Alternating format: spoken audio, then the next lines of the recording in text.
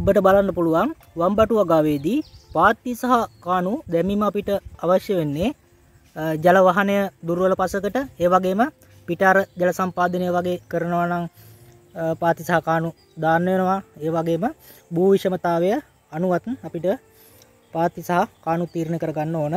ඉතින් මේ වගේ පසකට නම් එහෙම අවශ්‍ය වෙන්නේ නැහැ. ඉතින් අඩු වියදමකින් මේක සරලව කරන්න පුළුවන්.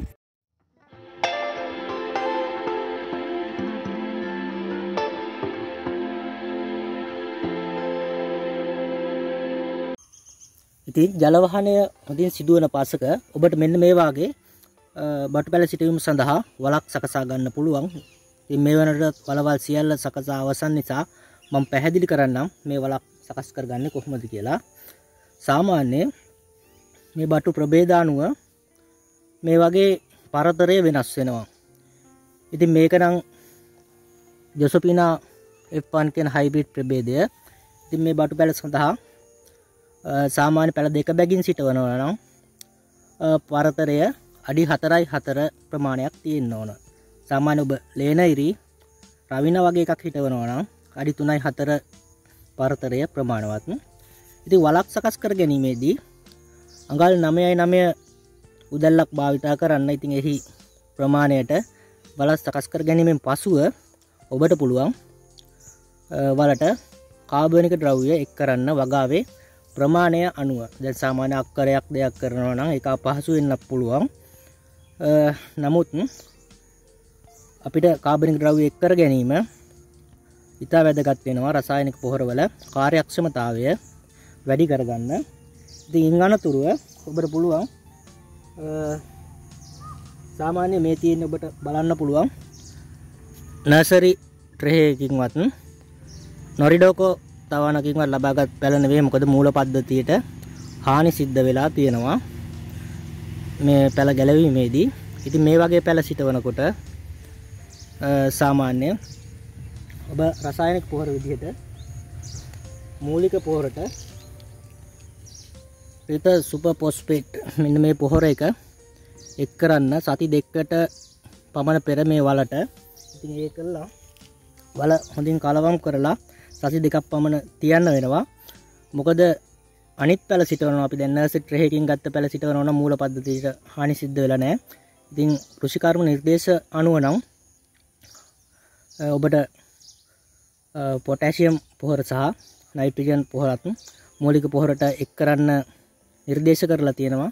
ඉතින් මේ වගේ පැල සිටවනවා නම් ඒක අවශ්‍ය වෙන්නේ නැහැ. මොකද මෙතන තාම මූල පද්ධතිය වර්ධනය වෙලා නැති නිසා අපිට ඒක තව මතු පිට පොහොර විදියට පොහොර මුරේදී ඊළඟ පොහොර මුරේදී එක්කම ප්‍රමාණවත් වෙනවා.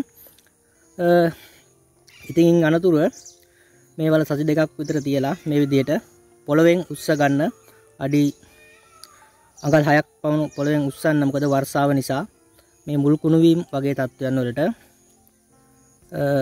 භාජනය වෙන්න පුළුවන් එවැනි රෝග වලට. මොකද දැන් මම ඉස්සෙල්ලා කිව්වේ ජල වහනය හොඳින් සිදුවන පසක නම් අපිට කාණු එහෙම දාන්න ඕනේ නැහැ. ඒ වගේම පිටාර ජල සම්පාදනය වගේ කරන්නේ නැත්නම් ඒ අවශ්‍ය වෙන්නේ නැහැ කාණු දාන්න. ඉතින් අපි බලමු මේ පැලයක් සිටවීමේදී අපි සැලකිලිමත් වෙන්න ඕන කරුණු මොනවද කියලා. දැන් මෙතෙන්දී මූල පද්ධතියට හානි වෙලා තියෙනවා කියවනේ. ඉතින් ඒ නිසා අපිට පුළුවන් මේ පත්‍රවල මේ දැන් මේ පැලවල පත්‍ර වැඩියෙන් තියෙනවා නම් මේ පැලය මැරෙන්න බලනවා. මොකද මෙතනින් ජලය අවශෝෂණය කරගන්න අපහසුයි. නමුත් මේ පත්‍ර වලින් උත්සවේදෙන සිද්ධ වෙනවා. එතකොට මේ පත්‍ර ටික හැලිලා ඉවරලා තමයි අලුතෙන් දළු වෙන්නේ මේ වගේ පැලයක් හිටෙව්වම. ඉතින් මේ පත්‍ර ගොඩක් විශාලව තියෙනවා. ඔබට පුළුවන් මේ පත්‍ර වලින් අඩකට ආසන්නව ඉවත් කරන්න. මේ ඉවත් කරලා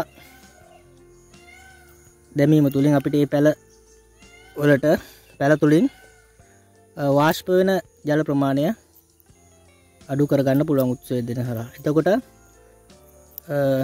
මුල් ඇදීමත් ඉක්මන් වෙනවා. මොකද පැලේ තුර ජලය තියෙනවනේ. මේ ටික ඉවත් කරලා දාලා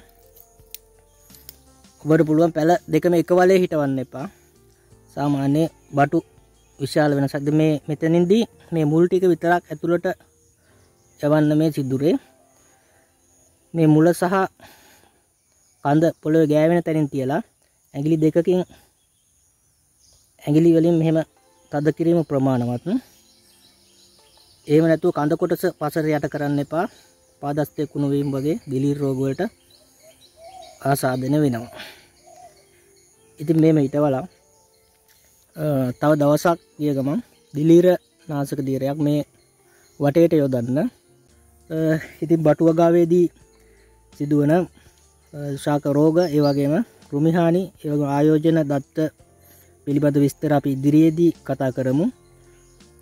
ඉතින් රැඳිලා ඉන්න දිගටම Simple Agro Plus සමග හම්බ වෙමු තවත් දවසක.